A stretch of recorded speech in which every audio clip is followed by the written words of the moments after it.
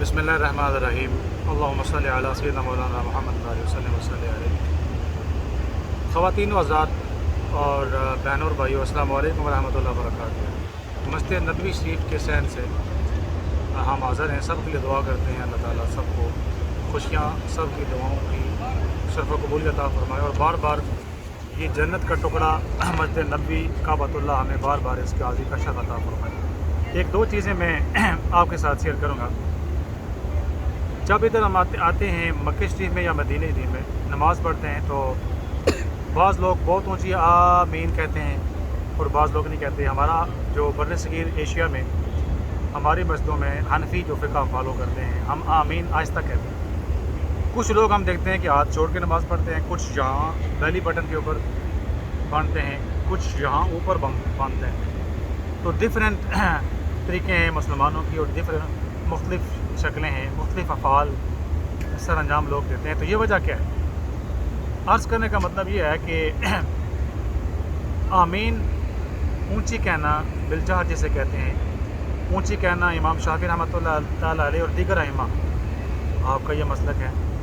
और दिल में कहना खफ़ी और बिल्कुल आहिस्ता से कहना ये इमाम आज़म अबू हनीफ़ा का मसलक है। इस पर ये कोई ऐसी हलाल और हराम या फ़र्ज़ और हराम की सूरत नहीं ऐसी, जिसको जो अच्छा लगे वो ऐसा करता है। दूसरी ये एक मैं मिसालें दे रहा हूँ आपको, जो यानी डिफरेंट अफ़ाल मुख्तलिफ़ तरीक़ों से सरअंजाम दिए जाते हैं कि मुख्तलिफ़ अक़वाम मुख्तलिफ़ जो दुनिया के कोने कोने से मुसलमान आते हैं तो वो अपने ज़ौक़ शौक़ और तहक़ीक़ के मुताबिक इस्लाम के ऊपर वो अमल करते हैं। जिस जगह मैं बैठा हूँ इस जगह ये औरतों का मसला है। मैं कैमरा मैन से अर्ज़ करूँगा कि आप इधर ये दिखाएं, ये औरतों का मसला, यहाँ पर औरतें नमाज़ पढ़ती हैं। और इसी तरह एक दूसरा मसला है, वो वहाँ पर उधर कैमरा करे, वहाँ पर मर्द नमाज़ पढ़ते हैं। वो जो मसला आपको नज़र आ रहा है वहाँ पर मर्द नमाज़ पढ़ते हैं, गोया औरतें इधर पहले होती हैं और मर्द पीछे होते हैं। फ़िक़्ह का मसला ये है कि अगर औरतें आगे हों मर्द पीछे हों नमाज होती नहीं है। और फिर अगर देखें फासला है काफ़ी बीच में, और तकरीबन ये अगर मैं गलत नहीं हूँ तकरीबन 10 से 15 मीटर का फ़ासला है। और पूरी मस्जिद में ऐसी हालत है, यहाँ पर औरतें हैं अगर 500-600, पीछे 200-300 मर्द नमाज़ पढ़ रहे हैं। साइड में बराबर वाली साइड में औरतें। फ़िक़्ह का मसला ये होता है कि मर्द आगे हों, उसके बाद लड़के हों, उसके बाद औरतें हों। लेकिन यहाँ पर जो है चूँकि हालात ऐसे होते हैं कि यहाँ पर औरतें हैं, इधर मर्द हैं, उधर औरतें हैं, इधर मर्द हैं। बहुत बड़ी मस्जिद है मस्जिद नबी, अल्लाह ताला सबको ले जाए और जो आए हैं उनको पता है। अर्ज़ करने का मतलब यह है, एक फ़िक़्ह का असूल है कि तग़य्युरुल अहकाम बेतग़य्युरिज़ ज़मान, कि अहकाम ज़माने हालात के बदलने से अहकाम बदल जाते हैं। जैसे नमाज है, फ़र्ज़ है, जब कसर हम नमाज़ पढ़ते हैं,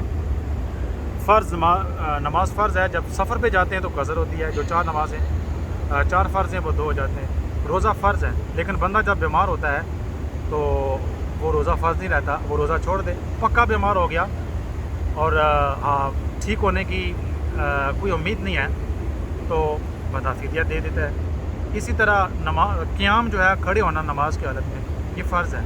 बंदा अगर क़ियाम नहीं कर सकता, बीमार है, कोई मेडिकल इशू है तो वो बैठ के नमाज़ पढ़े। बैठ के अगर नहीं कर सकता तो वो लेट के नमाज़ पढ़े।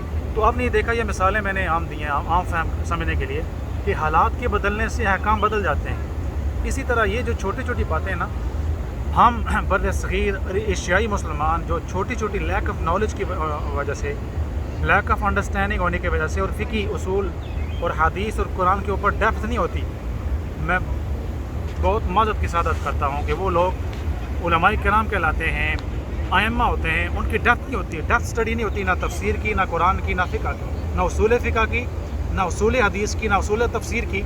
ये अहकाम जिनको नहीं पता होते, वो छोटी छोटी बातों पर आमीन ऊँचा बोलना, आहिस्ता बोलना, छोटी छोटी बातों पर वो फतवे लगाते रहते हैं। और यही वजह है कि आप देखेंगे कि सोशल मीडिया के ऊपर मुख्तलिफ वीडियो मौजूद हैं इसके ऊपर कि हर बंदा दूसरे बंदे के ऊपर, हर मसलक दूसरे मसलक के ऊपर फतवे लगाते रहते हैं। और अस्तग़फिरुल्लाह माज़अल्लाह फ़िस्क़ के, कुफ़्र के, इस्लाम के अखराज के छोटी छोटी बातों पर फतवे लगाते रहते हैं और उन उसूलों को पता नहीं होता। और ऐसे ऐसे बंदे फतवे लगाते हैं कि वो मदरसे में गए नहीं हैं। अब देखिए दुनिया की जितनी भी क्वालिफ़िकेशन है, آپ قوانین کی کتابیں پڑھ کے یہ نہیں کہہ سکتے کہ میں اب قانون دان ہو گیا ہوں. آپ میڈیکل کی صرف کتابیں پڑھ کے یہ نہیں کہہ سکتے کہ میں اب PhD ڈاکٹر ہو گیا ہوں یا میڈیکل ڈاکٹر ہو گیا ہوں. آپ اسی طرح مختلف کسی بھی سبجیکٹ پر انجینئرنگ کی کتابیں پڑھ کے یہ نہیں کہہ سکتے کہ آپ انجینئر بن گئے ہیں. میڈیکل کتابیں کسی انسٹیٹیوشن میں ٹیچروں سے پڑھنے کے بعد، ایگزام دینے کے بعد، پھر ایک ٹریننگ کے بعد بندہ ڈاکٹر بنتا ہے. اسی طرح قانون دان ایگزام دینے کے بعد، کتابیں پڑھنے کے بعد، امتحانات دینے کے بعد، فرسٹ اسٹیج، دوسری تیسری اسٹیج، پھر کسی قابل وکیل کے ساتھ کام کرنے کے بعد، تجربہ لینے کے بعد بندہ قانون دان بنتا ہے.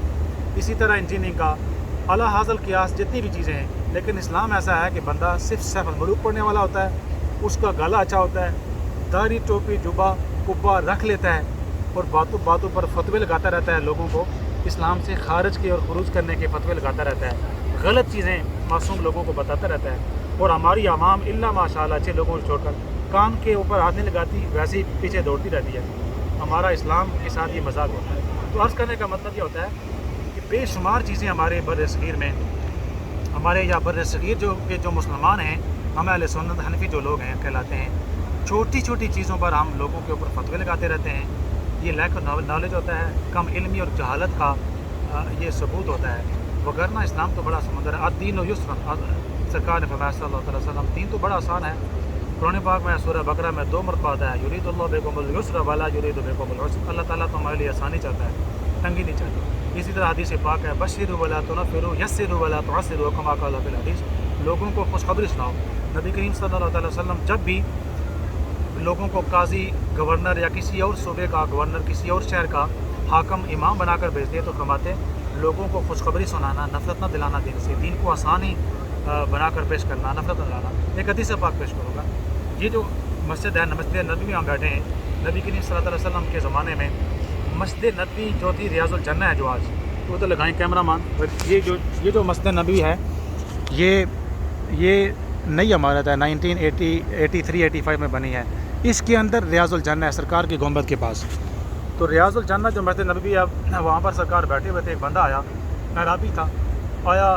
وہ چونکہ غالباً وہ نیا نہ مسلمان ہوا تھا یا مسلمان ہوا ہی نہیں. تو سرکار کے پاس مسجد نبوی میں، مساجد میں سرکار کے پاس ہر طرح کے لوگ آتے رہتے تھے، مسلمان ہیں یا نہیں ہیں، جو بھی آتے رہتے. سرکار کو دعوت دیتے، اسلام کا دعوت دیتے، مسلمان لوگ ہو جاتے یا مسلمانوں کا اسلام کا پیغام لے کر جاتے اور لیٹر آن دعوت کو قبول کرتے. وہ بندہ آیا تو اس کو پیشاب آ گیا اور اس نے پیشاب کر دیا مسجد نبوی کے اندر. صحابہ کرام دوڑے اس کو زجر و توبیخ ڈرانے کے لیے کہ یہ تو نے کیا کر دیا کہ مسجد کے اندر تو نے پیشاب کر دیا. یہ صحیح ستہ کی حدیث پاک، غالباً صحیح مسلم اور بخاری شریف کی حدیث پاک. جب وہ دوڑے، صحابہ کرام نے ناگواری کا اظہار کیا تو سرکار نے ان کو روکا کہ آپ ایسا نہ کہو. اس کو فارغ ہونے دیا. جب وہ پیشاب کر چکا، سرکار نے پانی ایک برتن میں منگوایا، خود اپنے ہاتھوں سے پانی بہایا اور صاف کیا اور بڑے پیار کے ساتھ اس کو سمجھایا کہ یہ مسجد ہے، عبادت گاہ ہے، جہاں پر پیشاب نہیں کرتے. یہ اخلاق ہے نبی کریم صلی اللہ علیہ وسلم کا کہ لوگ مسجدوں کے اندر پیشاب کر دیتے. نجس چیز ہوتی تو اس کو مارا نہ جاتا، فتویٰ نہ لگایا جاتا، کوئی اور ناپاکی کا فتویٰ، اسلام کے خروج کا فتویٰ نہ لگایا جاتا. سرکار کا اخلاق، سیرت، حدیث، سنت یہ ہے کہ نبی کریم صلی اللہ علیہ وسلم نے پیارے انداز سے سمجھایا اور وہ بندہ سمجھ گیا. تو عرض کرنے کا مطلب یہ ہے کہ اسلام پیار سے، اخلاق سے، محبت کے ساتھ پھیلتا ہے اور چھوٹی چھوٹی باتوں پر فتویٰ بازی نہیں کرنی چاہیے، فتویٰ نہیں جاننا چاہیے.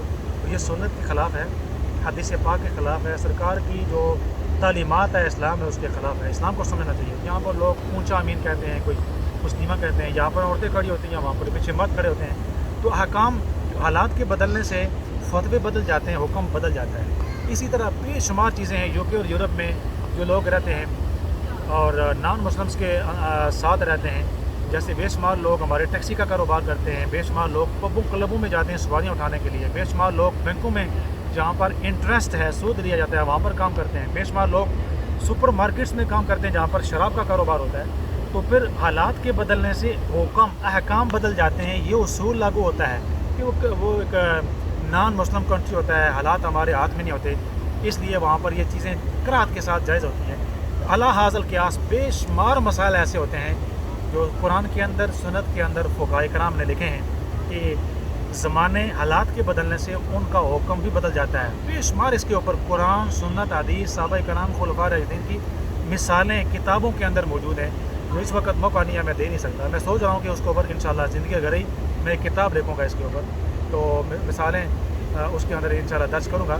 تو یہ چیزیں انسان کو سمجھنی چاہیے. اسلام ایک سمندر کا نام ہے. انسان محبت کو پھیلائے، فتنہ فساد کی طرف نہ جائے، نہ فتنہ فساد پھیلائے اور نہ ہی فتنہ فساد پھیلانے، شر پسندی پھیلانے والوں کے قریب بھی جائے. اسلام سارا امن اور محبت کا دین ہے. اس لیے میری عادت ہے کہ جہاں بھی کوئی فتنہ فساد ہو یا کوئی ایسی چیزوں میں دور رہتا ہوں. نو کمنٹ جسے کہتے ہیں. اور عموماً جو اکابر علماء کرام ہیں، آپ اگر ان کو پڑھیں، صحابہ کرام، تابعین، تبع تابعین، اکابر علماء کرام، اولیاء اللہ، وہ ایسے کرتے ہیں کہ لوگ گالی دیتے ہیں، ان کے اوپر کیچڑ اچھاتے ہیں. نبی کریم صلی اللہ علیہ وسلم کی سنت ہمارے سامنے ہے. پتھر پھینکے گئے، سرکار کو لہو لہان کیا گیا، سرکار نے دعا کی. تو اس طرح ان چیزوں پر جتنے بھی مبلغین ہیں، ائمہ ہیں، اولیاء کے ماننے والے ہیں، امام ہیں، یا ہماری طرح گناہگار ہیں، دین کے طالب علم ہیں، ہمارے ایسے لوگوں کے اوپر تنقیدیں ہوتی ہیں، برا بھلا کہا جاتا ہے، فتوے بھی لگتے ہیں. ہمیں اگنور کرنا چاہیے. اور اگر ہم ہر فتویٰ لگانے والے کے بات کا اگر جواب دینے لگ جائیں تو پھر اپنے مقصد سے بندہ ہٹ جاتا ہے. اس لیے مجھے یہ چیزیں میرے ذہن میں یہاں پر دیکھا اور سرکار کی سنت سے میں نے آپ کو بتا دیا کہ اخلاق محبت اسلام کا نام ہے.